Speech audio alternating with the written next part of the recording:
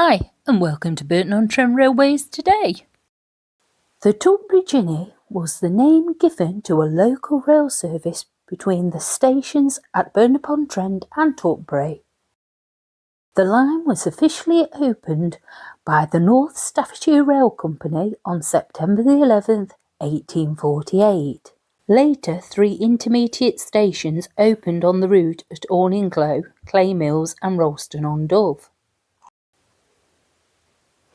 We are going to look at what has become of this route now in 2023, 175 years after its opening. Let's take a look.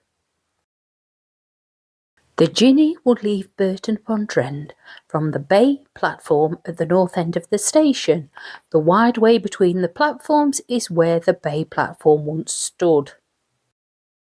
The trains would head north past Horninglow Junction and branch off at the main lines at Burton North Staffordshire Junction, which was near Nemesis Rail Depot, towards Derby Road, crossing over the road where Horninglow Station was built, now Albion Terrace.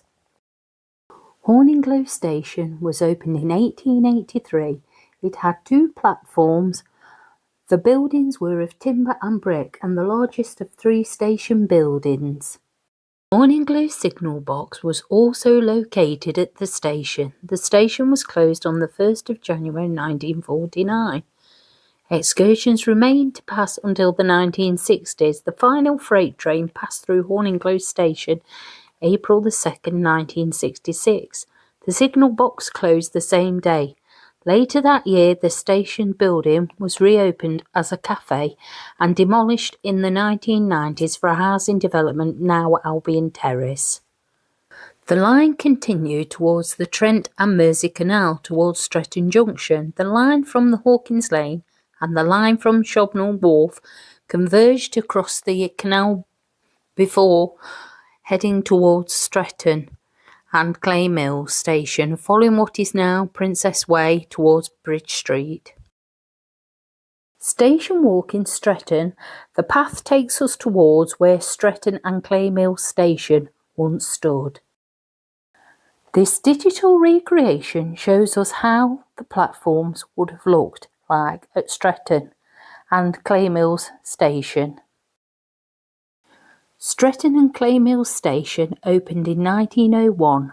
North Staffordshire Railway number of platforms 2. Building construction of timber throughout the small booking office with a ladies and general waiting room. Open-ended shelter on the other platform. Station closed on January the 1st, 1949 and was demolished in 1964. This shows us Rollston side of the bridge. This track panel is typical of what would have been laid on this route over the years.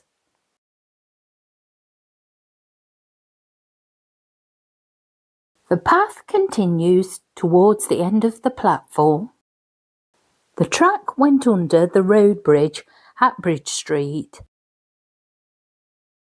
This is where the Ginny Trail begins. The Ginny Nature Trail is a conservation area stretching along a narrow man-made valley between the villages of Burton-on-Trent and Stretton. It was originally built as a railway line, stretching from Tutbury and into Burton-on-Trent.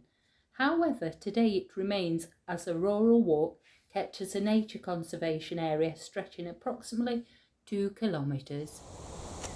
The Jinny Trail starts here. The track ran to the left of the path.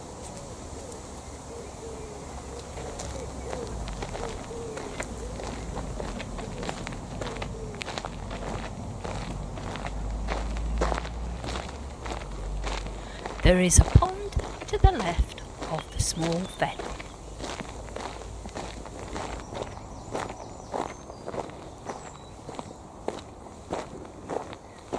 A loop ran from Rollston side of the bridge towards the gravel loading dock. The loop was built in 1920. The path takes us towards the gravel loading dock. This is where the gravel loading dock once stood.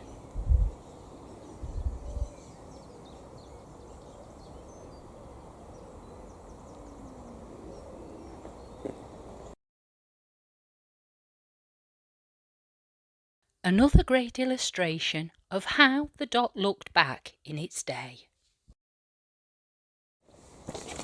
We're going to take a look at the top of the dock where the lorries would unload the gravel from the trains.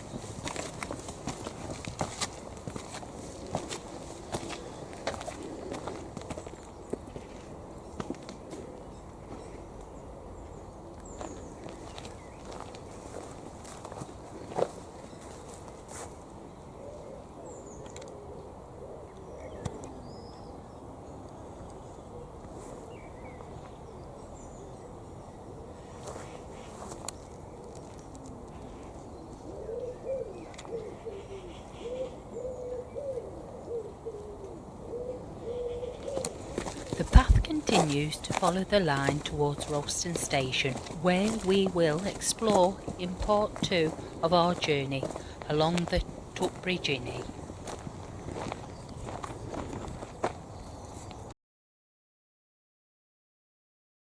Thanks for watching. Please like, share and subscribe.